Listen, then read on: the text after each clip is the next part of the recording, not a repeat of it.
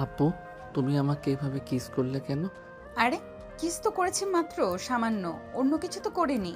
এর আগে এরকম বিহেভ দেখাচ্ছিস কেন? সঙ্গে কি গার্লফ্রেন্ড আছে নাকি? জি না, সঙ্গে কোনো গার্লফ্রেন্ড নেই। বন্ধুর সঙ্গে এসেছে এইখানে। ও আচ্ছা, তাহলে সিঙ্গেল। আয়, তোর সাথে কথা আছে। আজব তো, তোমাকে চিনি না জানি না, হুট করে বলছো যে তোমার সঙ্গে আমি যাব কেন? হ্যাঁ, এখান থেকে। আর আমার কিভাবে কিস করলে কেন? ফাজিল একটা মেয়ে। ও, তাহলে এইভাবে যাবি না তুই? বুঝতে পারছি তোর কথা। টাকা লাগবে? ওকে, টাকা দিব আমি। কি বলছো আপু? এইগুলো তোমার মাথা ঠিক আছে? ছাড়ো, আমাকে ছাড়ো। তারপর স্বাধীন তার বন্ধুকে খুঁজতে লাগে কিন্তু কোথাও পায় না। স্বাধীন রাখতে লাগে তার বন্ধুর কারণে। অন্যদিকে নেহা তার কিছু ফ্রেন্ডদের নিয়ে আসে, স্বাধীনকে জোর জবরদস্তি করে উপরের দিকে নিয়ে যেতে লাগে। তারপর একটা রুমে ঢুকে নেহার সঙ্গে ঢুকে পড়ে। বাইরে থেকে নেহার বান্ধবীরা দরজা লাগিয়ে দিয়ে চলে যায়। দেখো আপু, তুমি একদম আমার কাছে আসার চেষ্টা করবে না। তুমি যেমন ছেলে ভাবছো আমি অমন না। আমি মোটেও সুখ বিলিয়ে বেড়াই না। আমি আমার বন্ধুর সঙ্গে এখানে এসেছি। এটাই ফার্স্ট টাইম। যদি জানতাম যে নাইট ক্লাবে এসব হয় তাহলে কখনোই আসতাম না। হয়েছে, আর মিথ্যা কথা বলতে হবে না। সব ছেলেরা একই কথা বলে। দেখো আপু, তুমি মাতাল হয়ে আছো। প্লিজ একদম আমার কাছে আসবে না, তাহলে তোমার কিন্তু ভালো হবে না। আমি তো আমার খারাপ চাই, তাই ভালো তো চাই না। তাই বারবার তোর কাছে এগিয়ে আসছি, কিন্তু তুই কিছুই করছিস না। আচ্ছা, তুই কি পুরুষ? কথাটা বলে নেহা হাসতে লাগে অনবরত। তারপর স্বাধীন নেহার কাছ থেকে ধীরে ধীরে পেছনের দিকে যেতে লাগে। নেহা ক্রমশই স্বাধীনের দিকে এগিয়ে যেতে লাগে। এক পর্যায়ে স্বাধীনকে দেওয়ালের সঙ্গে চেপে ধরে ঠোঁটের সঙ্গে ঠোঁট লাগিয়ে দেয়। নেহাকে ধাক্কা দিয়ে সরিয়ে দিয়ে বলে, আরে আপু, আমি তোমাকে বলছি তুমি যেরকম ছেলে ভাবছো আমি ওই রকম না। আমি এই কাজ কখনোই করতে পারবো না। বিশ্বাস করো, আমি আমার বন্ধুর সঙ্গে এসেছি। আমাকে যেতে দাও আমার বন্ধুর কাছে। ও, তাহলে তো শরীরে কোনো বড় নারী টাচ করেনি, তাই তো? হ্যাঁ, প্লিজ ভেসে দাও আমাকে। আমি আমার সব কিছু আমার স্ত্রীর জন্য হেফাজত করে রেখেছি। কিন্তু তা তো আর হবে না বাবু। তোর এইসব এখন আমাকে দিতে হবে, তা না হলে তোর খবর আছে। তারপর স্বাধীন দরজার কাছে গিয়ে বিধা দরজা খোলার চেষ্টা করে, কিন্তু বাইরে থেকে যে দরজা লাগিয়ে দিয়ে গেছে নেহার বান্ধবীরা, সেটা আর স্বাধীন জানে না। নেহা খাটের উপর শুয়ে থেকে হাসছে আর অন্য হাতে সিগারেট টানছে আর এক হাতে ড্রিঙ্কের বোতল। আরে, যতই দরজা ধাক্কাধাক্কি করিস না কেন, কোনো কাজই হবে না। এখন আমি যা করতে বলবো তাই করবি। তুই যদি না করিস তাহলে খবর আছে। আমার এরকম মজা লাগবে না, যার জন্য জাহান্নামে পড়তে হবে আমাকে। প্লিজ আপু, আমাকে ছেড়ে দাও। দেখো, আমি পাপ কাজের সঙ্গে লিপ্ত হতে চাচ্ছি না। কিন্তু স্বাধীনের কথা যেন নেহার কান অবধি পৌঁছায় না। তার সিগারেট খাওয়া শেষ হলে গায়ে থেকে শার্ট খুলে ফেলে। নেহার শরীরে শুধু বিরা। স্বাধীন নেহার দিকে তাকিয়ে চোখ নিচু করে ফেলে। নেহা স্বাধীনের কাছে এসে মাথা উঁচু করে বলে, আহা, কি লজ্জাবতী রে! আর ঢং দেখাতে হবে না, আমি ভালো করে জানি এই সব তোর লোক দেখানো। কিরে, আয়। আপু প্লিজ ছেড়ে দাও, আমি মার কাছে যাব। ধ্যাৎ, তোকে বলে কোনো লাভই হবে না। কিন্তু তোকে যতই দেখছি ততই অবাক হচ্ছি। আদৌ কি তুই ছেলে নাকি অন্য কিছু রে? বিন্দু মাত্র তোর মধ্যে ফিলিংস নেই। একটা সুন্দরী মেয়েকে কেউ দেখে পাগল হয়ে যায়, তোর সামনে শুধু। দেখুন আপু, আমি তো আগেই বললাম আমি ওই রকম ছেলে না। আমি আমার সব কিছু স্ত্রীর জন্য হেফাজত করে রেখেছি। প্লিজ আমাকে ছেড়ে দিন, যেতে দিন আমাকে। ধ্যাৎ, তোর সঙ্গে কথা বলে লাভ নাই। যা করার আমাকেই করতে হবে। কথাটা বলে নেহা খাট থেকে উঠে স্বাধীনের কাছে যায়। স্বাধীন ভয় পেয়ে অনবরত দরজায় কড়া নাড়তে লাগে, কিন্তু কেউ দরজা খুলে দেয় না। নেহা স্বাধীনের কাছে গিয়ে কলার চেপে ধরে এক ঝটকায় টান দিয়ে খাটের উপর নিয়ে গিয়ে পড়ে যায়। নেহা গিয়ে স্বাধীনের শরীরের উপর বসে পড়ে।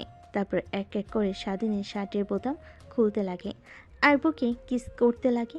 নেহার প্রত্যেকটা স্পর্শে স্বাধীন কেঁপে উঠতে লাগে, যেন নিজেকে আর সামলাতে পারবে না সে। এক পর্যায়ে স্বাধীনকেও সম্পূর্ণ উলঙ্গ করে ফেলে নেহা। উলঙ্গ হয়ে যায় স্বাধীন। নেহার দিকে তিক্ত দৃষ্টিতে তাকিয়ে থাকতেই উত্তেজিত হয়ে পড়ে।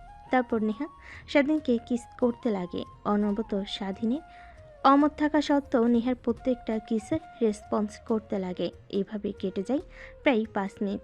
নেহাকে উপর থেকে সরিয়ে খাটের উপর শুয়ে দিয়ে স্বাধীন নেহার শরীরের উপর উঠে পড়ে। তারপর নেহাকে আদর দিতে লাগে।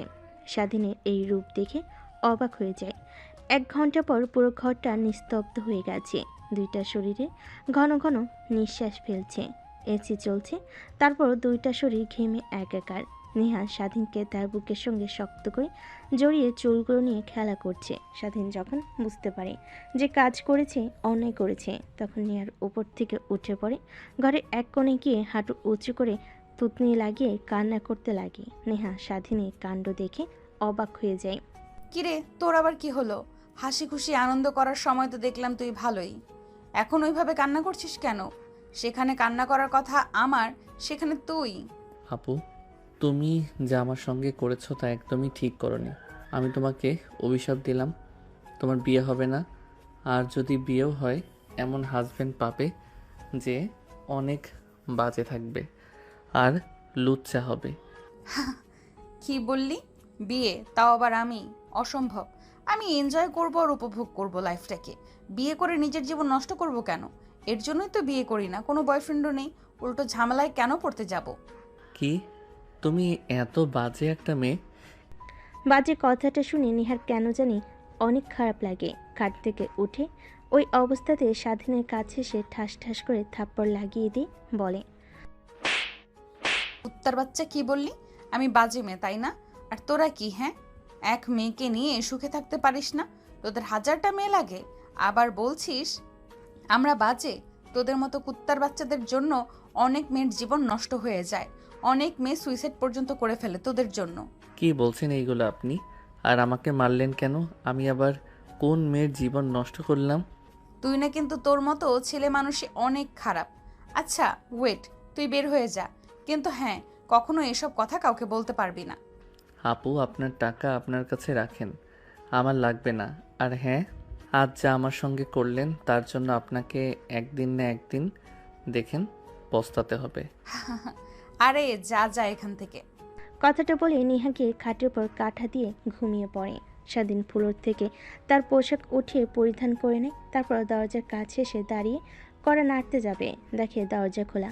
স্বাধীন দেখে অবাক হয়ে যায়। একটু আগে এই দরজা কতবার নক করেছে, কিন্তু খুলিনি।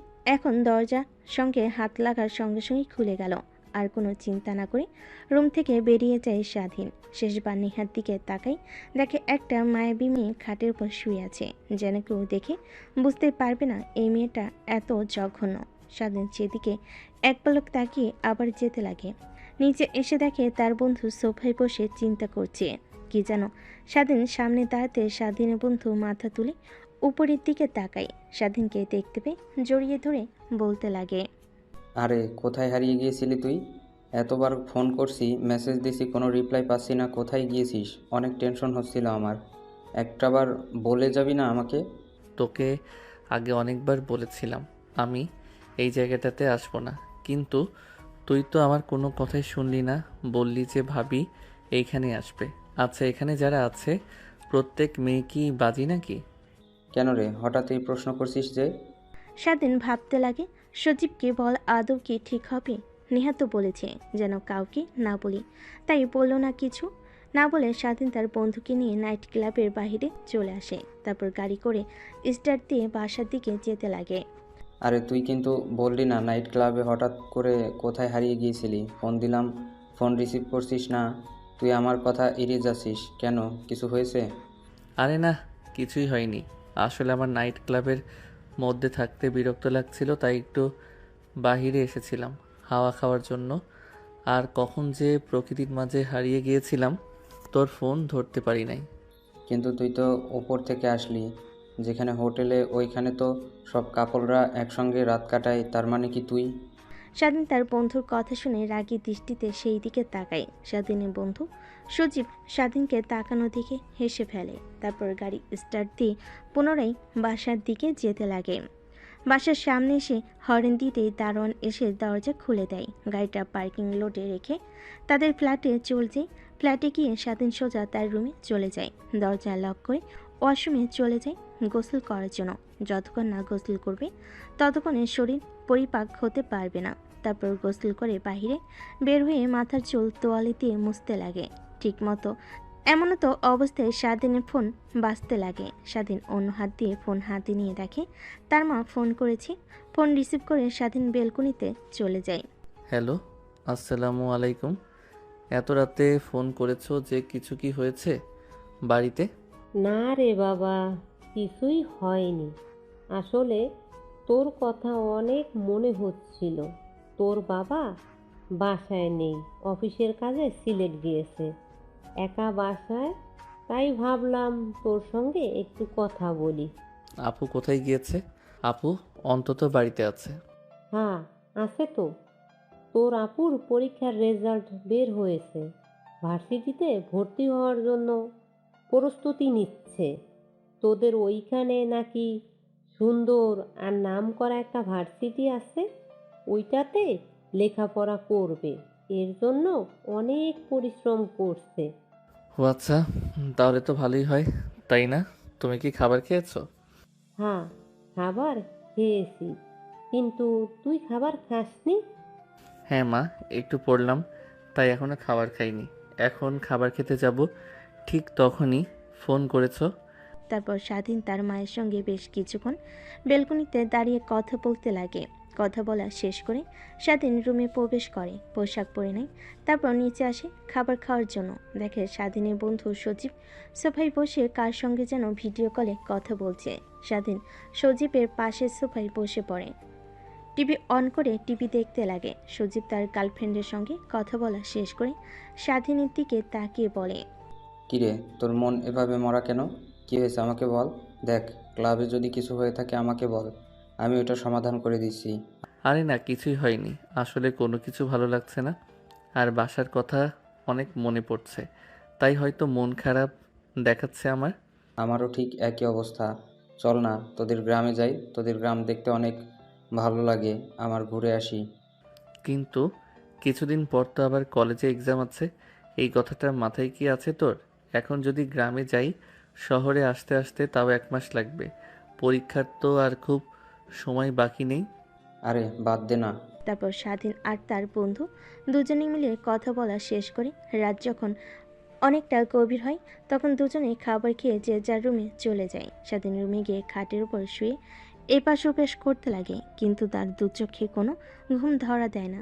বারবার নেহার কথা মনে হতে থাকে। মেয়েটা তার সঙ্গে কি করলো, চেনা নাই জানা নেই, অজ্ঞাত একটা মেয়েকে এভাবে এসে ধর্ষণ করলো। আনমনে ভাবতে লাগে স্বাধীন।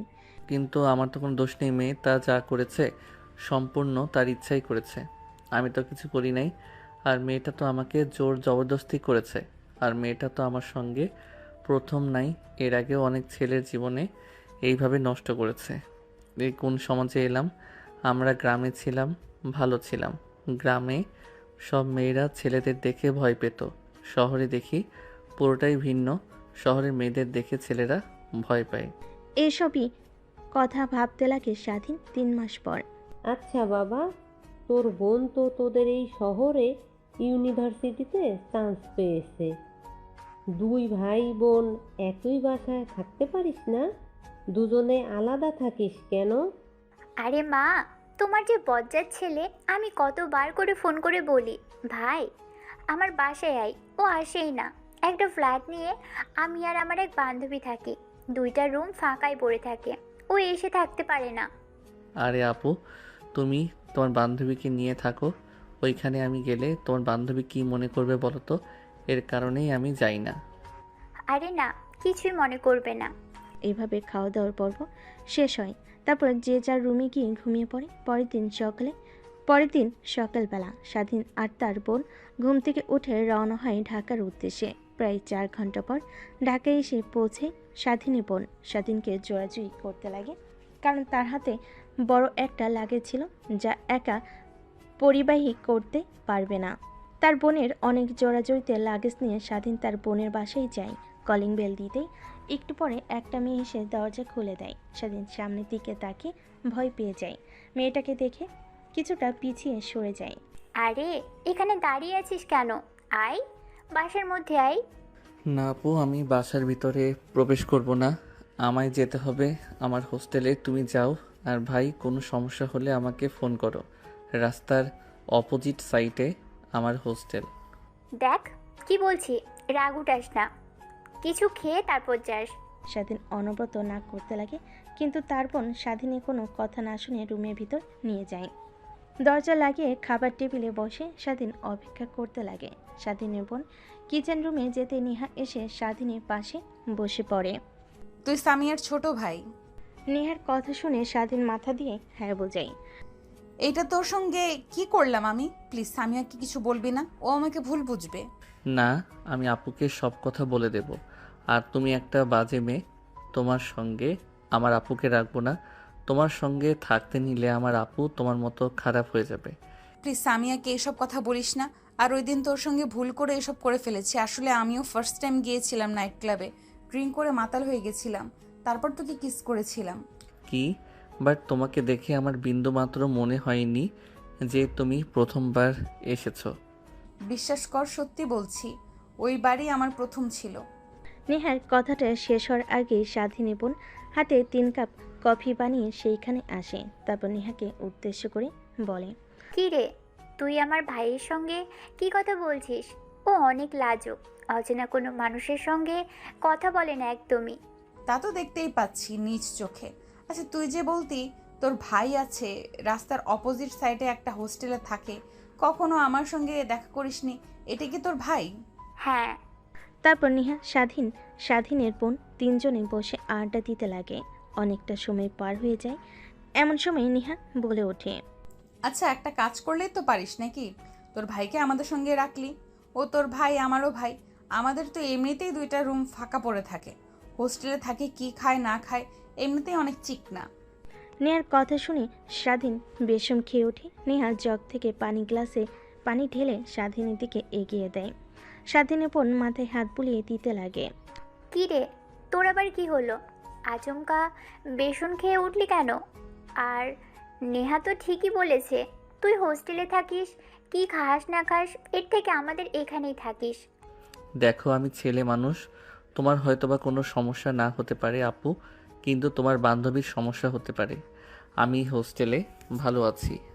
আরে না, আমার কিছুই হবে না। সামিয়া যেমন তোমার বোন, ঠিক আমিও তোমার বোনের মতোই। আপনি বোন না অন্য কিছু, সেই কথা না বললাম। আমি এখানে আসলে রাতে আমার সঙ্গে সবসময় উল্টাপাল্টা কাজ করতে পারবেন আপুর চোখ আড়াল করে, তাই না? আমি একদমই আসবো না। কথাটা তার মনে ভাবতে লাগে। স্বাধীন ঠিক তখনই পাশ থেকে স্বাধীনের বোন আবার বলে ওঠে, কি রে, তুই আবার কি ভাবছিস? যা বলেছি তাই তোকে করতে হবে, কোথাও যেতে দিব না, এখানেই থাকবি। আর হোস্টেল থেকে আগামীকাল গিয়ে সব কিছু নিয়ে আসবি। না আপু, আমি এইখানে একদমই থাকতে পারবো না। কেন থাকতে পারবি না তুই? দেখ, আমি যা বলেছি তোকে তাই করতে হবে, না হলে মা বাবাকে বলে দিব তোকে যেন পড়াশোনা করতে কোনো প্রকার টাকা না দেয়। আপু, ওইখানে আমার বন্ধু আছে, ওর সঙ্গে থাকি। আর এখানে আসলে তো আড্ডা দেওয়ার মতো কেউ নেই, তাই এখান থাকতে পারবো না। ও আচ্ছা, এ ব্যাপার। তা আমাদের পাশের রুমটা তো সবসময় খালি পড়ে থাকে, ওটাতে না হয় ও থাকলো, সমস্যা নেই, ওকেও নিয়ে আসিস কাল। হ্যাঁ? কিন্তু কোনো কিন্তু না, যা বলেছি তাই করবি। আমরা 2টা মেয়ে এক ফ্ল্যাটে থাকি, কোনো সময় যদি কিছু হয়ে যায় তখন তোরা থাকলে আমাদের সঙ্গে আমাদেরও সেফটি হলো, তোরাও আমাদের সঙ্গে থাকতে পারলি। কথাটা বলে স্বাধীনের বোন কফির মগ নিয়ে কিচেন রুমে চলে যায়। অন্যদিকে স্বাধীন নেহার দিকে তাকাতে নেহা মুচকি একটা হাসি দিয়ে সেখান থেকে উঠে চলে যায়। স্বাধীন মুচকি হাসির মানে বুঝতে পারে না, সেইখানে ধ্যান মেরে বসে থাকে। একটু পর স্বাধীনের বোন এসে স্বাধীনকে একটা রুম দেখিয়ে দেয়, অনেক পরিপাটি গোছানো একটা রুম। তারপর রুমে গিয়ে ব্যাগ থেকে পোশাক বের করে ফ্রেশ হয়ে খাটের উপর শুয়ে থাকে, বন্ধুর সঙ্গে কথা বলছিল। এমন সময় দরজা দিয়ে রুমের মধ্যে প্রবেশ করে নেহা। নেহাকে দেখতে পেয়ে স্বাধীন তড়িঘড়ি করে নিজেকে সামনে নিয়ে ফোন কেটে দেয়। আপু, তুমি আমার রুমে কিছু কি হয়েছে? না, কিছুই হয়নি, তোর সঙ্গে একটু দেখা করতে আসলাম। দেখো আপু, তোমার দিকে তাকিয়ে আমি আপুকে কিছু বলিনি, কিন্তু এখন দেখছি বলতেই হবে। কথাটা বলেই যে স্বাধীন তার বোনকে ডাকতে যাবে, ঠিক তখনই নিহা দৌড়ে গিয়ে স্বাধীনের ঠোঁটের সঙ্গে ঠোঁট লাগিয়ে দিয়ে চুষতে লাগে। স্বাধীন বড় বড় চোখ করে তাকিয়ে থাকে নিহার দিকে। প্রায় 5 মিনিট পর নিহা স্বাধীনকে ছেড়ে দিয়ে ঠোঁট মুছতে লাগে। জানিস, ওই দিনের পর থেকে আমি একদমই তোকে ছাড়া কিছুই ভাবতে পারি নাই। তোকে অনেক খোঁজার চেষ্টা করেছি, নাইট ক্লাবে অনেক গিয়েছি তোর জন্য, কিন্তু কোথাও তোকে খুঁজে পাইনি। দেখো আপু, একদমই তুমি আমার সঙ্গে আজে বাজে কাজ করবে না, তাহলে আমি এইখান থেকে চলে যাব। আপু, আম্মু, আব্বু না টাকা দিলে কি হবে? আমি কিছু একটা করে নেব। ও আচ্ছা, আমরা আজে বাজে কাজ করছি তাই না? চল তাহলে তোকে বিয়ে করে ফেলি, তখন আর তো আজে বাজে কাজ হবে না, সব বৈধতা হবে, তাই না? কি? তাও আবার তোমার মতো বাজে একটা মেয়েকে বিয়ে করব? অসম্ভব, একদমই না। যেই মেয়ে নাইট ক্লাবে একটা ছেলেকে দেখতে পেয়ে তার উপর ঝাঁপিয়ে পড়ে, না জানি আমাকে রেখে যখন আমার থেকে সুন্দর কাউকে দেখবে তার সঙ্গে আবার ওই কাজ করা শুরু করবে। স্বাধীনের কথা শুনে নিহার অনেক রাগ হয়, কারণ সে তো একবার বলেছে যে নিজের মধ্যে ছিল না, ড্রিঙ্কস করে মাতাল হয়ে গিয়েছিল। তাই রাগে নিহা স্বাধীনের দিকে এগিয়ে যেতে লাগে। ঠিক এমন অবস্থায় পিছন থেকে স্বাধীন উপর নিহাকে উদ্দেশ্য করে বলে, কি রে, তোকে পাঠালাম যে যা স্বাধীনকে ডেকে নিয়ে আয় খাবার খাওয়ার জন্য, আর তুই এসে দুজনে গল্প শুরু করেছিস। নিহা নিজেকে সামলে নিয়ে পিছনের দিকে তাকায়, দেখে স্বাধীনের বোন। তারপর নিহা তার মুখে কৃত্রিম হাসি রেখা টেনে বলে, আরে তুই বললি না তোর ভাই অনেক লাজুক, তাই তোর ভাইয়ের লজ্জা ভাঙাচ্ছি। হয়েছে, আমার ভাইকে আর লজ্জা ভাঙাতে হবে না। এখন আয় তুই আমার সাথে, আর স্বাধীন তুইও আয়, খাবার খেয়ে নিবি। কথাটা বলি স্বাধীনের বোন নেহাকে নিয়ে রুম থেকে বেরিয়ে আসে। নেহা বারবার স্বাধীনের দিকে রাগী দৃষ্টিতে তাকিয়ে থাকে। স্বাধীন বুঝতে পারে তার আজকে খবর আছে। তারপর শোয়া থেকে উঠে খাবার টেবিলে চলে যায়। খাবার খাওয়া শেষ করে স্বাধীন রুমে এসে ভালোভাবে দরজা লাগিয়ে তারপর লাইট অফ করে মোবাইল অন করে বন্ধুর সঙ্গে গেমস খেলতে লাগে। রাত যখন অনেক গভীর হয় তখন দেখতে পায় তার পায়ে ভার ভার অনুভব হয়। স্বাধীন ভয় পেয়ে যায়। ফ্ল্যাশ লাইট অন করে দেখে নিহা তার পায়ের উপর বসে আছে। স্বাধীন চিৎকার দিতে যাবে, এর আগে নিহা এসে স্বাধীনের মুখে হাত দিয়ে চেপে ধরে। দেখ, তুই তোর বোনকে কি বলবি, উল্টো আমি বলবো তুই আমাকে জোর জবরদস্তি করেছিস। তখন দেখবি তোর বোন তোর কোনো কথাই বিশ্বাস করবে না, আমার কথা বিশ্বাস করবে। আর ওই আমি সব কিছু ভিডিও রেকর্ড করে রেখেছি, যদি চিৎকার চেঁচামেচি করিস তাহলে ভিডিওটা তোর বোনকে আর তোর বাবা মাকে দেখিয়ে দেব, তখন দেখবি তোর কি হাল করে। নেহার কথা শুনে স্বাধীনও বলতে লাগে। নেহা কিছুই বুঝতে পায় না। স্বাধীন মুখ থেকে হাত সরাতে স্বাধীন ঘন ঘন নিঃশ্বাস নিতে লাগে। আর যদি অল্প কিছুক্ষণ হাত মুখে দিয়ে রাখতো তাহলে নির্ঘাত পরপরে চলে যেত। আরে আপু, তুমি কি আমাকে মেরে ফেলতে চেয়েছিলে নাকি এইভাবে মুখ চেপে ধরে? আরে তোকে মারবো কেন, তোকে তো ভালোবাসবো, আদর দেব। ভালোবাসার মানুষ কি কখনো মেরে ফেলা যায় বল? আপু, তুমি হয়তোবা ভুলে যাচ্ছ যে আমি তোমার থেকে 4 বছরের জুনিয়র। এটা কখনো সম্ভব না। কি সম্ভব না? তুই হয়তো আমার আসল পরিচয় জানিস না। আমি যা একবার চেয়েছি তাই পেয়েছি। আমি এখানে তোর বোনের সঙ্গে মা বাবার সঙ্গে রাগ দেখিয়ে তাদের সঙ্গে অভিমান করে এইখানে এসে রয়েছি। না হলে আমার আশেপাশে সব সময় সর্বনিম্ন 20 থেকে 25 জন বডিগার্ড মোতায়েন থাকতো। আর কি বললি, আমার পেছনে পেছনে অনেক ছেলে লাইন দিয়ে দাঁড়িয়ে আছে, তাদের দিকে আমি ফিরেও তাকাই না। তুমি তাহলে যাও না সেই ছেলেদের কাছে, দেখবে তোমার চাহিদা ও পূরণ করবে, তুমিও আনন্দ পাবে। কিন্তু আমি তো তোমার থেকে জুনিয়র, তোমার চাহিদা পূরণ করতে পারবো না। প্লিজ আপু, আমার সঙ্গে এসব আর করবে না।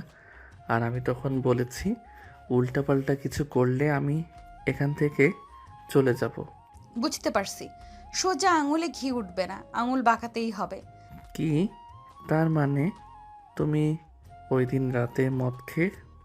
স্বাধীনকে আর কোনো কথা বলতে না দিয়ে নিহা স্বাধীনের উপর শুয়ে পড়ে। ঠোঁটের সঙ্গে ঠোঁট লাগিয়ে চুষতে লাগে আর পা দিয়ে স্বাধীনের পায়ে অনবরত টাচ করতে লাগে, যেন স্বাধীন উত্তেজিত হয়ে যায় আর তাকে সুখ দিতে পারে। কিন্তু স্বাধীন পাথরে নাই সেইখানে শুয়ে থাকে।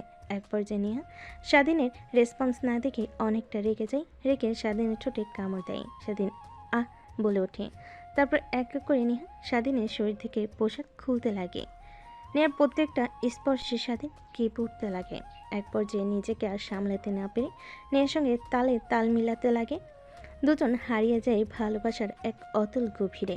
2 ঘন্টা পর নেহা স্বাধীন বুকের উপর শুয়ে আছে। যাতে নেহার চুলগুলোতে হাত বুলিয়ে দিচ্ছে, যেন সে নিজের মধ্যে নেই। ঠিক তখনই নেহা বলে ওঠে, আচ্ছা জানিস, তোকে যে বলেছিলাম না আমি ড্রিঙ্ক করে মাতাল হয়ে তোর সঙ্গে ওইসব করেছি, মিথ্যা কথা বলেছি। আমি ড্রিঙ্ক করি অনেক আগে থেকেই, কিন্তু কখনোই মাতাল হতাম না। কিন্তু তোকে দেখে মাতাল হয়ে গেছিলাম, জোর জবরদস্তি করতে লাগি। ভেবেছিলাম তুই বাজে, কিন্তু না। কিন্তু ওই দিনের পর থেকে তোকে নিয়ে ভাবতে ভাবতে কখন যে তোকে ভালোবেসে ফেলেছি আমি নিজেও জানি না। বিশ্বাস কর, আমি তোকে অনেক ভালোবাসি। হ্যাঁ, বুঝতে পারছি। আর কিছু বলবেন? কি বুঝলি তুই? নেহা স্বাধীনের বুকের উপর থেকে মাথা উঁচু করে স্বাধীনের দিকে তাকিয়ে কথাটা বলে। এইটাই বুঝতে পারলাম যে আমি আপনার চাহিদা পূরণ করার বাহক মাত্র। এসব ভালোবাসার অভিনয় করতে হবে না। আমি কি বলি, একটা ভালো ছেলে দেখে বিয়ে করে ফেলেন, অযথা কোনো ছেলের জীবন নিয়ে খেলা না করে। হ্যাঁ, বিয়ে তো করতে চাই, কিন্তু যাকে করব সে তো আর রাজি হচ্ছে না। কোনো জোর করে ওইসব করতে পারলে, কেন জোর করে এইসব করতে পারলে আমার সঙ্গে অন্য আরেকটি ছেলেকে উঠে বিয়ে করতে পারবেন না? সব অভিনয় করেন আপনি, তাই না? হ্যাঁ, অভিনয় তো করি বটে, কিন্তু আগে সকালটা হতে দে, তারপর তোকে দেখাচ্ছি।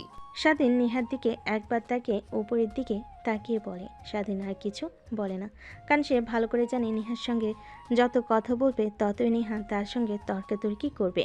এক পর্যায়ে স্বাধীন নেহাকে শক্ত করে জড়িয়ে ধরে অবাক হয়ে যায়, তারপর ঘুমিয়ে যায়। পরের দিন সকালবেলা ঘুম থেকে স্বাধীন উঠে দেখে নেহা নেই। বুঝতে পারে যে সে রুম থেকে চলে গিয়েছে। ভাবতে লাগে কালকে রাতে নেহা কিভাবে রুমে প্রবেশ করলো। ভাবতে ভাবতে হঠাৎ নজর যায় বিছানার দিকে, দেখতে পায় রক্তের ছিটে লেগে আছে। স্বাধীন ভয় পেয়ে যায়, যদি এটা তার বোন দেখে ফেলে তাহলে তো স্বাধীনকে সন্দেহ করবে। তাই তড়িঘড়ি করে শোয়া থেকে উঠে বিছানার চাদরটি নিয়ে ওয়াশরুমে চলে যায়। গোসল করে চাদরটি ধুয়ে দিয়ে ছাদে শুকিয়ে দিয়ে যে নিচে নামতে যাবে অমনি নেহার সঙ্গে দেখা হয়। স্বাধীন মাথা নিচু করে নিচে নামছিল সিঁড়ি দিয়ে। ঠিক তখনই স্বাধীন হাত আলতো করে চেপে ধরে নেহা বলে, কিরে, হঠাৎ আজ এত সকালে ছাদে উঠেছিলে কেন? কালকে রাতে যা করেছেন, যদি আপুর সঙ্গে ধরা খাই তার কারণেই ছাদে এসে জামা কাপড় আর বিছানার চাদর শুকাতে দিয়েছি।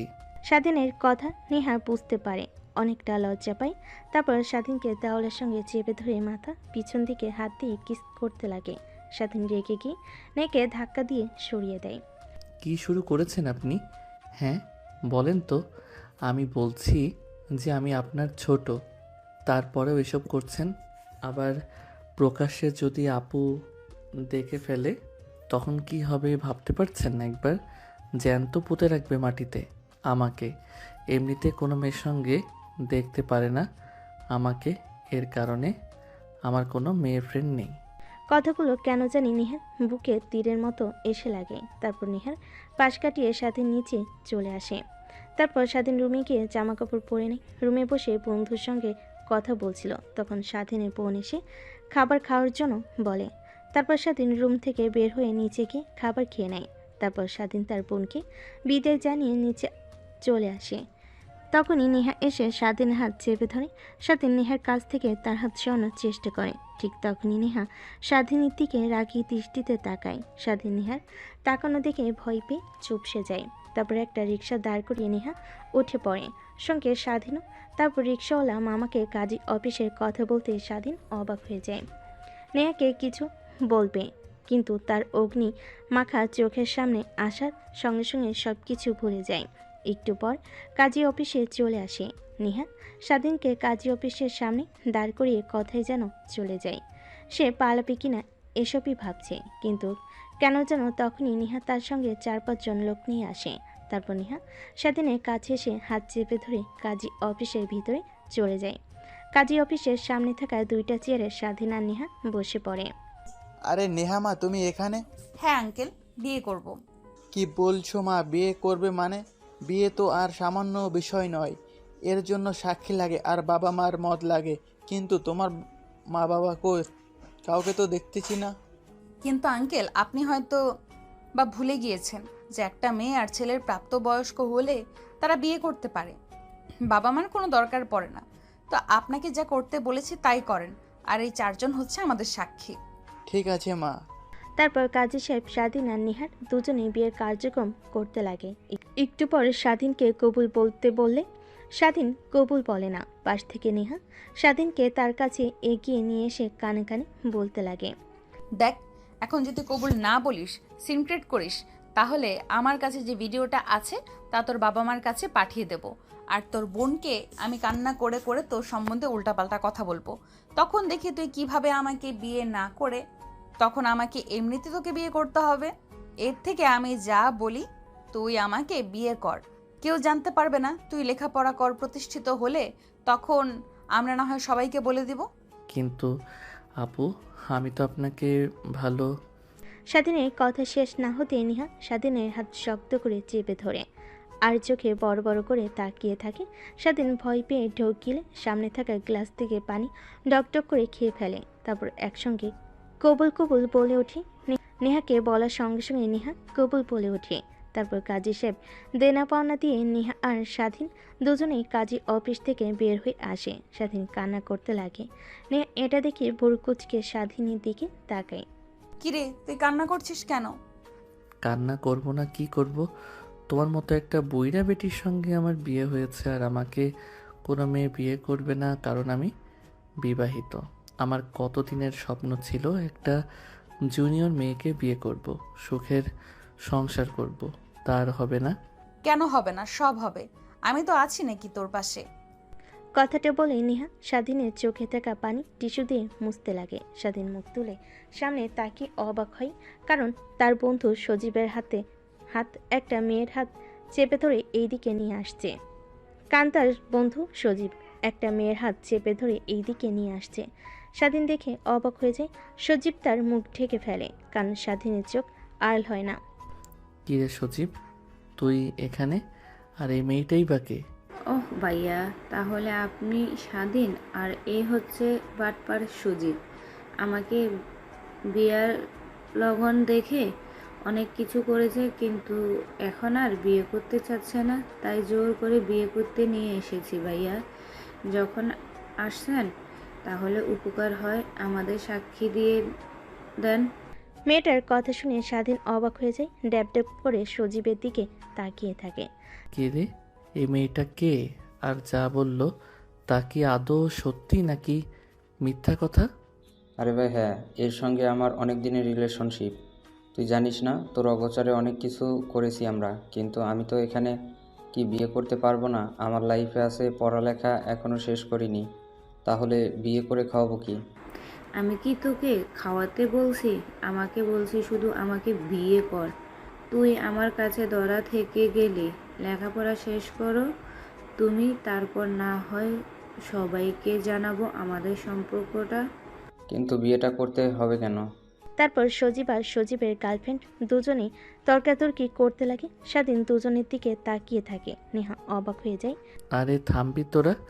কাজী অফিসের সামনে দাঁড়িয়ে কি করছিস এইসব তোরা? দেখ, সবাই তোদের দিকে তাকিয়ে আছে। আচ্ছা, ভাবি যে হতো বলছে, তাহলে বিয়ে করে ফেল। ভাবি তো আর বলছে না যে বিয়ে করে তাকে তোর বাসায় নিয়ে যেতে হবে। সে তার বাসায় থাকবে। তুই তোর মতো লেখাপড়া শেষ করে না হয় আঙ্কেল আন্টিকে জানাস। স্বাধীনের কথা শুনে সজীব হাবোধক মাথা নাড়ায়, কারণ স্বাধীন সত্যি কথাই তো বলেছে। তারপর দুজনেই কাজী অফিসে চলে যায়। কাজী সাহেব নেহা আর স্বাধীনকে দেখতে পেয়ে বলে, এবার কি এখন কি তোমাদের ডিভোর্স লাগবে নাকি? কারণ এখন তো বিয়েকে সবাই খেলনা মনে করে। সজীব আর নেহা কাজী সাহেবের দিকে ড্যাব ড্যাব করে তাকিয়ে থাকে, আবার স্বাধীনের দিকেও তাকিয়ে থাকে। স্বাধীন পরিস্থিতি স্বাভাবিক করার জন্য বলে, আরে আঙ্কেল না, এ যে আমার বন্ধু, এ বিয়ে করবে, এর জন্য এসেছি সাক্ষী হিসেবে। ও আচ্ছা, তাই বলো। আমি আবার উল্টো পাল্টা চিন্তা করেছি। তা বসো তোমরা। স্বাধীন আর নেহা সজীব আর সজীবের গার্লফ্রেন্ড বসে পড়ে। তারপর কাজী সাহেব বিয়ের কার্যক্রম শুরু করে বিয়ে পড়ানো শুরু করে। বিয়ে পড়ানো শেষ হলে বাহিরে চলে আসে। স্বাধীনের দিকে সজীব ড্যাপ ড্যাপ করে তাকিয়ে থাকে। স্বাধীন এটা দেখে পরিস্থিতি সামলানোর জন্য বলে, আরে ভাই, এইভাবে তাকিয়ে আছিস কেন? কোনো লাভ হবে না, বুঝলি? এখন চল, ট্রিট দিতে হবে আমাদের। বিয়ে করেছিস না? সেটা না হয় বুঝতে পারলাম, বাট কাজী সাহেব তোমাদের দুজনকে দেখে ওই কথা বললো কেন? ডিভোর্সের কথা, আবার বিয়ের কথা? আরে উনি আমাদের হয়তোবা অন্য কেউ ভেবে নিয়েছে। বাদ দে, চল এখন। না না না, যাওয়া যাবে না। আগে এটার উত্তর দে, তারপর। আচ্ছা আপু, আপনি বলেন তো কি হয়েছে? তারপর সজীবকে নেহা সব কথা খুলে বলে তাদের বিয়ের কথা। শুধুমাত্র সজীব কথাটা শুনে হাসতে লাগে। স্বাধীনের অনেক রাগ হতে লাগে। সজীবের কাছে গিয়ে একটা ঘুষি মেরে বলতে লাগে, দেখ, তোর বিয়ের কথা আমি জানি, আমার বিয়ের কথা তুই।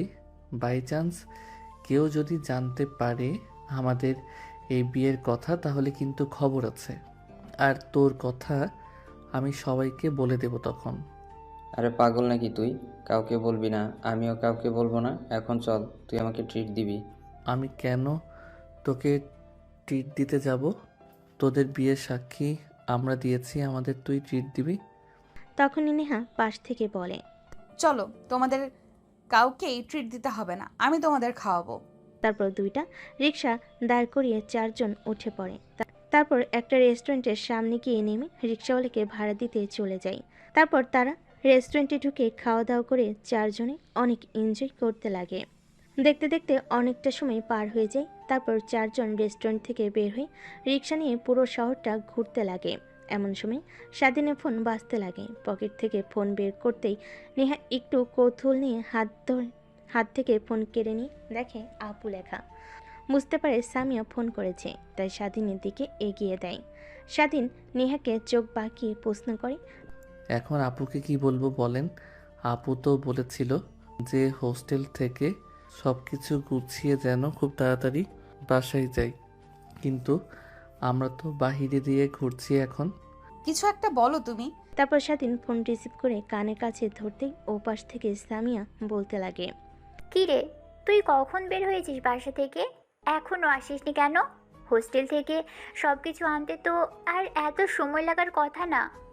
আপু, একটা কাজে বন্ধুর সঙ্গে কলেজে এসেছি, একটু পর বাসায় গিয়ে তারপর না হয় আমরা দুজন যাব।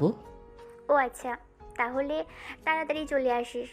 কথাটা বলেই স্বাধীন ফোন রেখে দেয়। স্বস্তির একটা নিঃশ্বাস ফেলে। অন্যদিকে নেহা অপলক দৃষ্টিতে স্বাধীনের দিকে তাকিয়ে থাকে। স্বাধীন অনেকটা অবাক হয়ে যায় নেহার তাকানো দেখে। কি হয়েছে আপু, তুমি এইভাবে আমাদের দিকে তাকিয়ে আছো কেন? না, দেখছি আমার কিউট বরটাকে। স্বাধীন নেহার কথা শুনে ফিক করে হেসে ফেলে। নেহা স্বাধীনের হাসির দিকে অপলক দৃষ্টিতে তাকিয়ে থাকে। এইভাবে অনেকটা সময় পার হয়ে যায়। পার্কে ঘোরাঘুরি শেষ করে আরেকটা রিক্সা নিয়ে স্বাধীন আর সজীব দুজনেই হোস্টেলে চলে আসে। তারপর দুজনেই গোছগাছ করে হোস্টেলের সবার কাছ থেকে বিদায় নিয়ে চলে আসে বাসায়। কলিং বেল দিতে নেহা এসে দরজা খুলে দেয়। সজীব মুখ ফসকে বলে ফেলে, ভাবি আপনি এখানে? পাশ থেকে স্বাধীনের বোন সবকিছু শুনতে পায়। কে ভাবি? কার ভাবি? কিসের ভাবি? না মানে আপু মুখ ফসকে বের হয়ে গেছে। ও আচ্ছা, বুঝতে পারছি। তা তোমরা ভিতরে আসো। তারপর সজীবকে একটা রুম দেখিয়ে দেয়। সজীব তার রুম অনেক পছন্দ হয়। গোছগাছ করে স্বাধীনের রুমের মধ্যে প্রবেশ করে দেখে স্বাধীন মোবাইলে গেমস খেলছে। স্বাধীনের পাশে বসে বলতে লাগে, কিরে, কিছু তো বুঝতে পারলাম না। নেহা ভাবি এখানে কেন? নেহা হলো আমার আপুর বান্ধবী। কি? হ্যাঁ, সত্যি। কেমনে কি ভাই? তুই কি তাহলে নেহা ভাবিকে আগে থেকে চিনতি নাকি? আর তোকে কোনো মেয়ে যদি চোখের ইশারা দিত, তাও তো আমার কাছে এসে বলতেই। কিছুই তো বললি না। কিছু হয়েছে, ব্যাপার খুলে বলতো। স্বাধীন সজীবের এমন প্রশ্নে কি বলবে বুঝতে পারে না। তাকে তো আর নাইট ক্লাবের কথা বলা যাবে না বলে নেহাকে বাজে ভাববে। তাই ভাবতে লাগে কি বলা যায়। এক পর্যায়ে বলতে লাগে, তুই যেরকম আমার কাছ থেকে মিমের কথা লুকিয়েছিস, ঠিক আমি একই রকম নেহার কথা লুকিয়েছি তোর কাছ থেকে। ও আচ্ছা, তাই বল। তারপর সজীব আর স্বাধীন দুজনেই কথা বলতে লাগে। অনেকটা সময় পার হয়ে গেলে স্বাধীন বোন তাদের দুজনকে ডাকতে লাগে খাবার খাওয়ার জন্য। তারপর খাবার টেবিলে গিয়ে খাওয়া দাওয়া শেষ করে যে যার রুমে গিয়ে ঘুমিয়ে পড়ে। স্বাধীন কালকে নাই আজকেও দরজা ভালোভাবে লাগিয়ে দেয় যেন নেহা কোনোভাবে খুলতে না পারে, ভিতর থেকে লক করে রাখে যেন খুলতে না পারে। তারপর রুমে এসে খাটের উপর শুয়ে পড়তে চোখ লেগে আসতেই ঠিক তখনই ফোন ভাইব্রেশন হতে লাগে। ফোন হাতে নিয়ে দেখে অচেনা নাম্বার, তাই পাশে রেখে দেয়। একের পর এক ফোন আসতে লাগে। স্বাধীন বিরক্তি নিয়ে রিসিভ করে কানে কাছে ধরতেই ও পাশ থেকে তীক্ষ্ণ গলেই বলতে লাগে, কিরে, তোর দরজা ভেতর থেকে লাগিয়ে রেখেছিস কেন? কালকের মতো লক করে রাখতে পারিসনি? ও, তা আপনি আমার নাম্বার পেলেন কোথা থেকে? সেটা তোকে জানতে হবে না। দরজা খুলতে বলেছি, দরজা খোল, না হলে দরজা ভেঙে ভেতরে ঢুকবো কিন্তু। আরে না না, দরজা ভাঙতে হবে না। এমনিতেই কালকে তুমি আমাকে রাতে ঘুমাতে দাওনি। প্লিজ, আজকে কিছু হবে না, ঘুম পাচ্ছে অনেক। তুই দরজা খুলবি কিনা সেটাই আগে বল। নেহার রাগী কণ্ঠ দেখে স্বাধীন ভয় পেয়ে যায়। দরজা খুলে দিতে নেহা রুমের মধ্যে প্রবেশ করে দরজা লাগিয়ে দিয়ে স্বাধীনের দিকে রাগী দৃষ্টিতে তাকায়। কি বলেছিলি দরজা খুলবে না, তাই না? ওয়েট, দেখাচ্ছি তোকে মজা। কথাটা বলে নেহা স্বাধীনের দিকে এগিয়ে যেতেই লাগে। কালকে নাই আজকেও স্বাধীন পিছু হতে লাগে। এক পর্যায়ে সোফায় গিয়ে বসে পড়ে। নেহা সোফার দুপাশে হাত দিয়ে স্বাধীনের দিকে ধীরে ধীরে এগিয়ে যেতে লাগে। দেখো আপু, এসব করা একদমই ঠিক হচ্ছে না। ভুলবশত যদি তোমার পেটে বাবু চলে আসে তখন কি হবে? আসলে আসবে, সেটা নিয়ে তোকে ভাবতে হবে না। এখন যা করছি তা করতে দে, না হলে তোর খবর আছে। কিন্তু দেখ, কোনো কিন্তু কিন্তু করবি না। তোর এরকম দ্বিধাদ্বন্দ্বের কারণে আমি তোকে কিন্তু বিয়ে করেছি শরীয়ত মোতাবেক। তুই আমার স্বামী, তোর কাছ থেকে স্ত্রীর অধিকার আমি পেতেই পারি, না হলে জোর করে আদায় করব। দেখো আপু, আমি তোমাকে সব কথা খুলে বলি, তখন তোমার ভয়ের তো চেহারা দেখে কিছু বলিনি। আমি তোমাকে স্ত্রী হিসেবে মানতে পারবো না, কারণ আমার বাবা মা কখনো তোমার মতো একটা মেয়েকে তাদের ছেলের বউ হিসেবে একদমই দেখতে পারবে না। কেন, আমার মধ্যে এমন কিসের অভাব আছে যে আঙ্কেল আন্টি আমাকে তাদের ছেলের বউ হিসেবে মানতে পারবে না? ছোটোখাটো পোশাক পরো, নাইট ক্লাবে যাও, এসব কোনো ভালো মেয়ের কাজ না। এটা যদি একটাবার আমার বাবা মা জানে তাহলে তো আরও কখনোই মানবে না। হ্যাঁ, এটাই ঠিক। আগে অনেক গিয়েছি, বাট বিশ্বাস কর 3 মাস হলো নিজেকে একদম পরিবর্তন করে ফেলেছি। তোর বোনের সঙ্গে দেখা হওয়ার পর থেকে একসঙ্গে থাকি। আর জিজ্ঞেস করতে পারিস তোর বোনকে কোন জায়গায় যায় নাকি? তোর বোনের সঙ্গে সব সময় থাকি, ভার্সিটিতে যাই একসঙ্গে, সব কিছু করি। ও আচ্ছা। হ্যাঁ, আরও তুমি আমাকে যেভাবে বলবে সেভাবেই চলবো। পর্দা করে বোরকা পরে বাইরে চলাফেরা করতে বললে সেটাও করব। প্লিজ আমাকে ভালোবেসে নিজের করে নাও, কখনো দূরে সরিয়ে দিও না। স্বাধীনের কেন জানি নেহার বলা কথাগুলো শুনে অনেক ভালো লাগে, তাই নেহাকে আলতো করে নিজের দিকে এগিয়ে নিয়ে আসে। নেহার হাত ছেড়ে দিতে স্বাধীনের উপর পড়ে যায়। নেহা স্বাধীনকে শক্ত করে নিজের আওতায় নিয়ে আসে, পিছনে চুল চেপে ধরে ঠোঁটের সঙ্গে ঠোঁট লাগিয়ে ফেলে স্বাধীন। তারপর অনবরত কিস করতে লাগে। নেহা স্বাধীনের ভালোবাসা পেয়ে প্রতিনিয়ত শিউরে উঠতে লাগে। তারপর সোফার উপর থেকে নেহাকে উঠি কোলে করে খাটের উপর নিয়ে এসে ফেলে দেয়। তারপর এক এক করে শার্ট খুলতে লাগে। প্যান্ট খুলে নেহার উপরে ঝাঁপিয়ে পড়ে। অনেকটা সময় পার হয়ে গেলে স্বাধীন নেহার উপর ক্লান্ত হয়ে শুয়ে পড়ে আর স্বাধীনের চুলগুলোতে হাত বুলিয়ে দিতে লাগে। এমন সময় স্বাধীন নেহাকে প্রশ্ন করে, আচ্ছা, কিভাবে এত কিছু হয়ে গেল? তাই না, আপনি কি আমাকে আগে থেকে চিনতেন, পছন্দ করতেন? সত্যি বলতে হ্যাঁ, অনেক আগে থেকেই। আর কোনো কথা নেই। শুনছে আর নীরবতা দুজনের মধ্যে বিরাজ করে। একটু পর নেহা স্বাধীনকে তার উপর থেকে সরিয়ে ফ্লোর থেকে পায়জামা আর 3 পিস পরতে লাগে। স্বাধীন নেহার দিকে অপলক দৃষ্টিতে তাকিয়ে থাকে। এক পর্যায়ে খাট থেকে উঠে পিছন দিক থেকে নেহাকে শক্ত করে জড়িয়ে ধরে ঘাড়ে অনবরত কিস করতে লাগে। নেহা মুচকি একটা হাসি দেয়। আরে কি করছো, ছাড়ো, সকাল হয়ে যাবে। আবার না ঘুমালে কালকে আবার ভার্সিটিতে যেতে হবে, উঠতে পারবো না। হলে হবে, সমস্যা কি? চলো আবার। কি না, আর পারবো না, সরি, মাফ চাই। আজকের মতো এখানেই সমাপ্ত, কালকে। এইটা বলে কোনো লাভ হবে না। কথাটা বলে স্বাধীন নেহাকে কোলে তুলে নেয়। তারপর বিছানায় নিয়ে গিয়ে এক এক করে নেহার শরীর থেকে জামা কাপড় খুলতে লাগে। আবারও দুজন হারিয়ে যায় ভালোবাসার অতল সাগরে। অনেকক্ষণ পর স্বাধীন ক্লান্ত হয়ে নেহাকে জড়িয়ে ধরে শুয়েছিল। এমন সময় স্বাধীনের মাথায় একটা প্রশ্ন ঘুরপাক খায়। নেহার দিকে তাকিয়ে ছোট্ট করে একটা আলতো করে কিস করে বলতে লাগে, একটা প্রশ্ন করব, যদি কিছু মনে না করো। কেন? একটা কেন, হাজারটা প্রশ্ন করো, আমি সব প্রশ্নের উত্তর দিব নির্দ্বিধায়। আচ্ছা, আপনি কি এতিম না আপনার ফ্যামিলি আছে? আমার ফ্যামিলি আছে, বাবা মা ভাই বোন সবাই আছে। তাহলে একা থাকেন কেন? আর আপু বলল যে আপনার কথা মা বাবার কাছে, আপনি নাকি আপনার মা বাবার সঙ্গে অভিমান করে রয়েছেন। হ্যাঁ, কিন্তু কেন? তুমি যেহেতু আমার স্বামী, তোমাকে সব কথা বলার অধিকার আছে। আমার বাবা হলো এই শহরের নামকরা বিজনেসম্যান, নাম্বার 1 কোম্পানির মালিক ইমরান চৌধুরী। তুমি হয়তোবা নাম শুনেছো। হ্যাঁ, শুনেছি তো, অনেক কোটিপতি বাংলাদেশের নাম্বার 1 কোম্পানির মালিক। হ্যাঁ, কিন্তু এটাই হলো আমার শত্রু। প্রতিনিয়ত বাবার রুলস ফর্মালিটি মেনে চলতে তার বডিগার্ড সর্বক্ষণ আমাকে পাহারা দেয়। আমার যা একদমই ভালো লাগে না, আর তাদের লাইফস্টাইল আমার অনেক বাজে লাগে। তাই সাধারণ মানুষের মতো জীবনযাপন করতে চাই। বাবাকে বলতে নিলে সে বলে তার অনেক শত্রু, আমার বিপদ হবে, তাই সে আমাকে একা ছাড়তে চায় না। তাই বাবা মার সঙ্গে ঝামেলা করে আমি বাসা থেকে বের হয়ে আসি।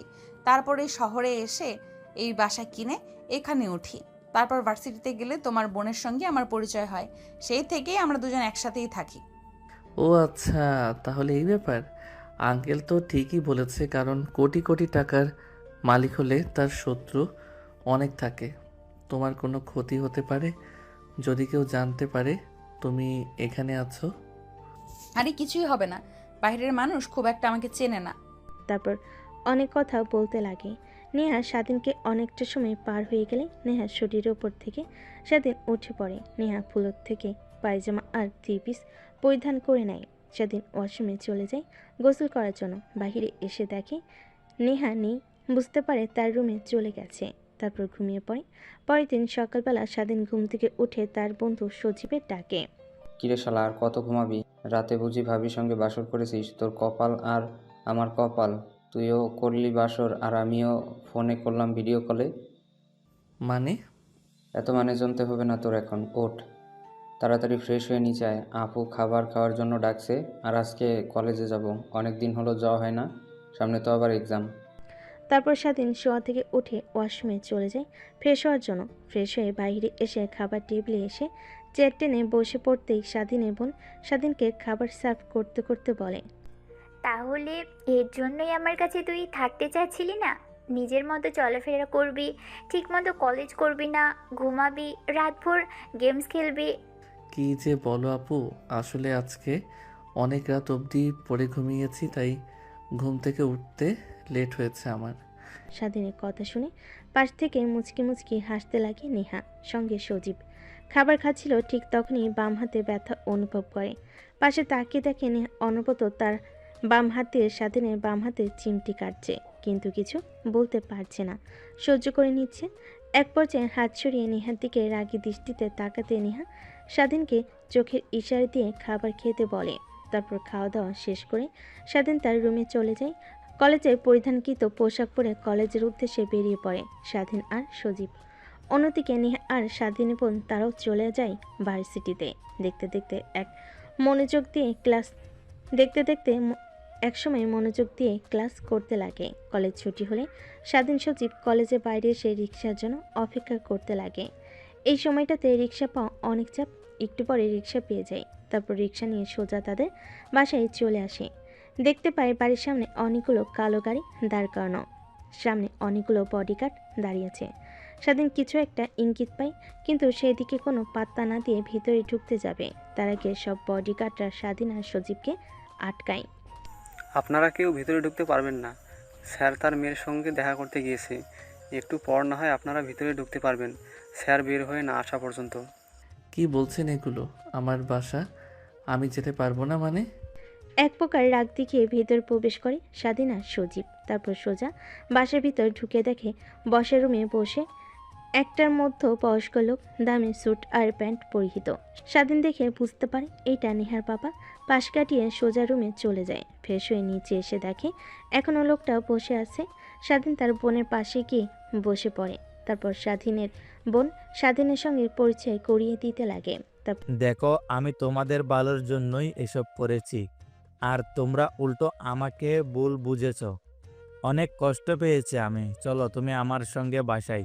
তোমার যেমন ইচ্ছা তেমনভাবে চলাফেরা করবে। তোমাকে এখানে এভাবে দেখতে একদমই পারছি না, মা। বাবা, আমি এখানে অনেক ভালো আছি। যখন প্রয়োজন হয় তখন আমি একাই বাসায় চলে যাব। আর সময় সময় গিয়ে তোমার সঙ্গে মা, ভাইয়া আর ছোট বোনের সঙ্গে দেখা করে আসব। কিন্তু তুমি বাসায় যাবে না কেন, মা? এইটা তো একবার বলো না। এখানে একটা ভার্সিটিতে ভর্তি হয়েছি আমি, তাই লেখাপড়া রেখে তোমার সঙ্গে যেতে পারবো না।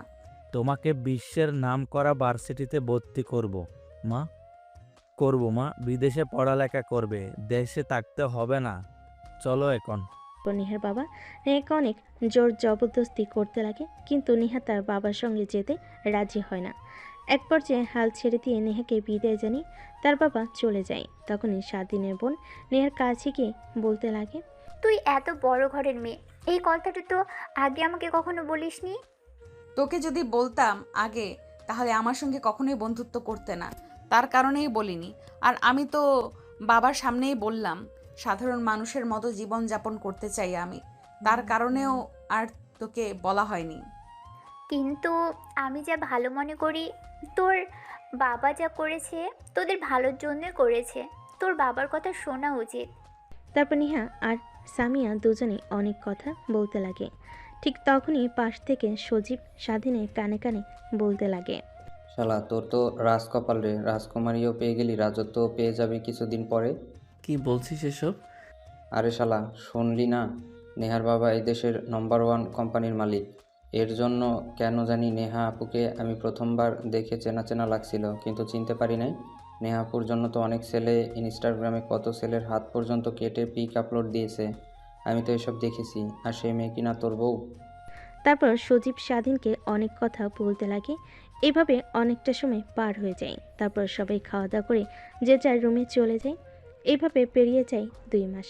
একদিন সবাই খাবার টেবিলে বসে খাবার খাচ্ছিল। এমন তো অবস্থায় নেহা দৌড়ে খাবার টেবিল থেকে উঠে বেসিংয়ের কাছে চলে যায়। নেহাকে খাবার টেবিল থেকে দৌড়ে উঠে যেতে দেখে স্বাধীনের বোন সামিয়া নেহার কাছে গিয়ে দেখে নেহা অনবরত বমি করে চলেছে। সামিয়া বুঝতে পারে না নেহার বমি হওয়ার কারণ কি। এক পর্যায়ে নেহা বমি শেষ হলে সামিয়া নেহাকে পানি খাইয়ে দিয়ে মাথায় পানি দিয়ে তার রুমে নিয়ে গিয়ে শুয়ে দিয়ে আসে। তারপর আবার খাবার খেতে টেবিলে আসে। তখনই স্বাধীন প্রশ্ন করে, আচ্ছা আপু, নেহাপুর কি হয়েছে? হঠাৎ করে উঠে বেলসিনের কাছে গেল যে?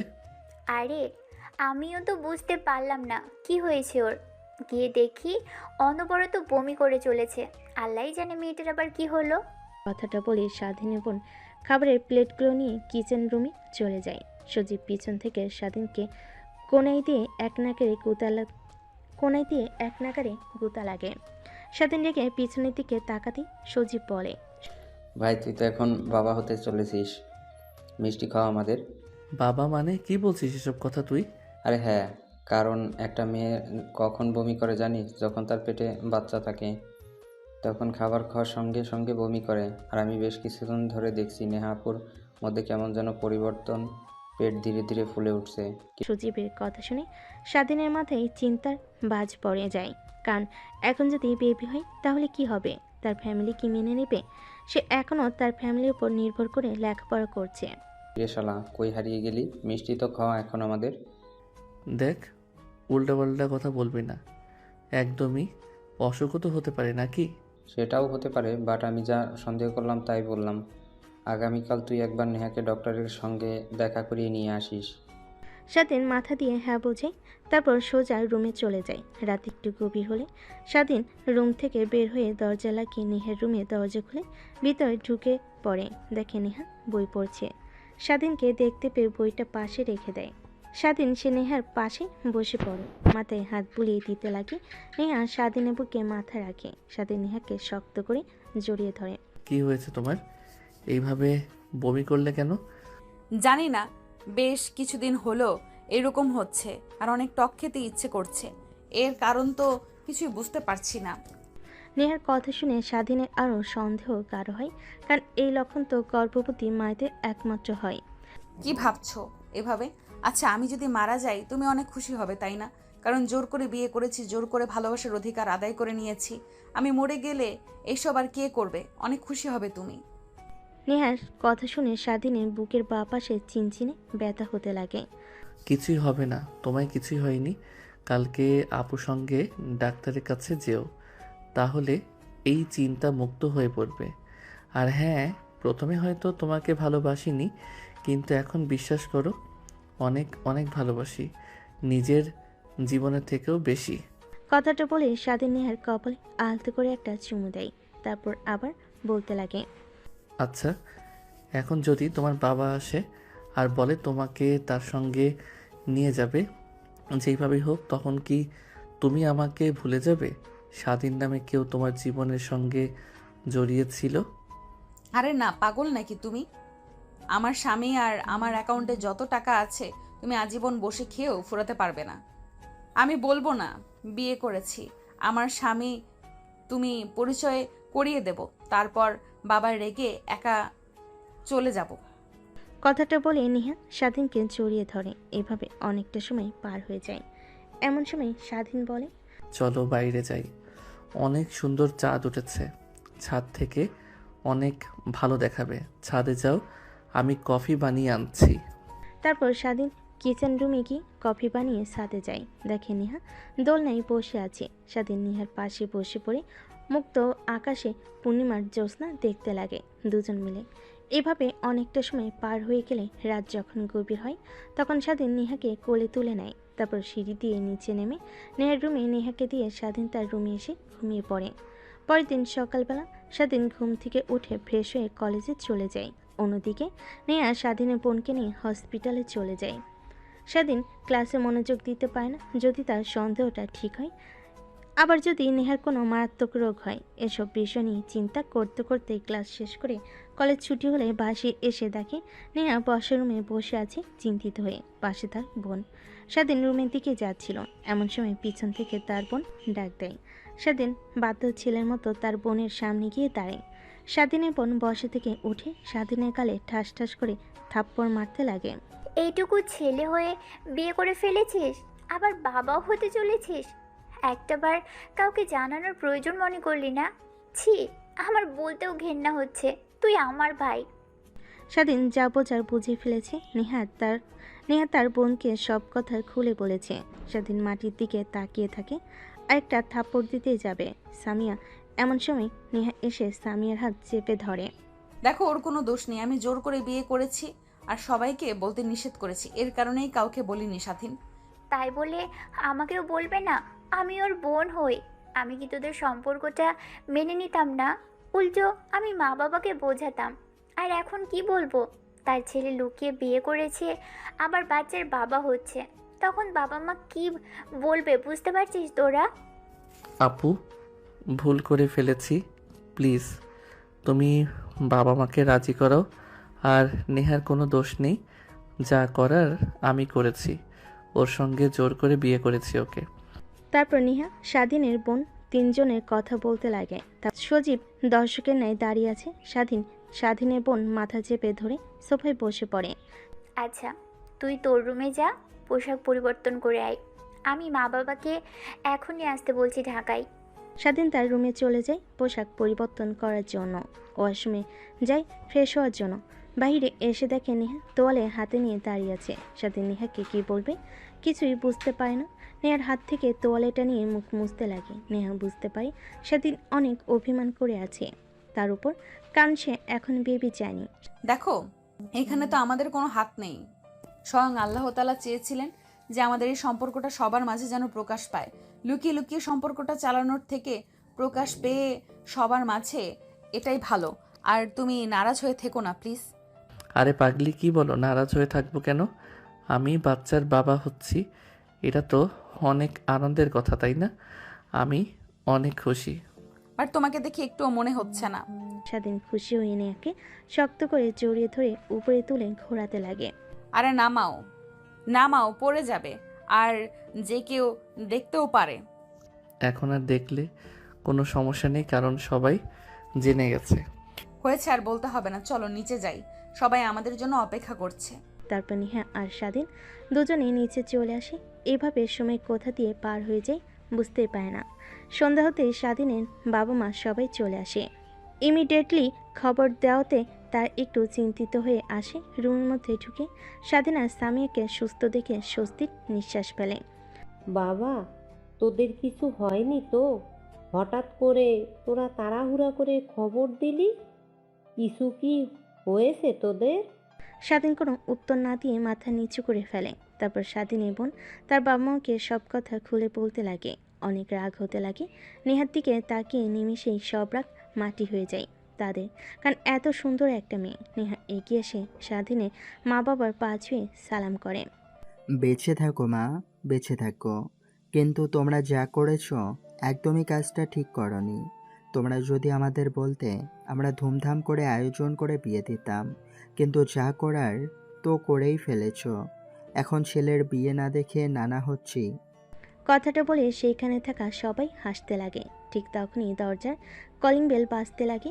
স্বাধীনের বোন গিয়ে দরজা খুলে দেয়। তখনই হুড়মুড়িয়ে ভেতরে প্রবেশ করে নেহার বাবা মা, ভাই আর ছোট বোন।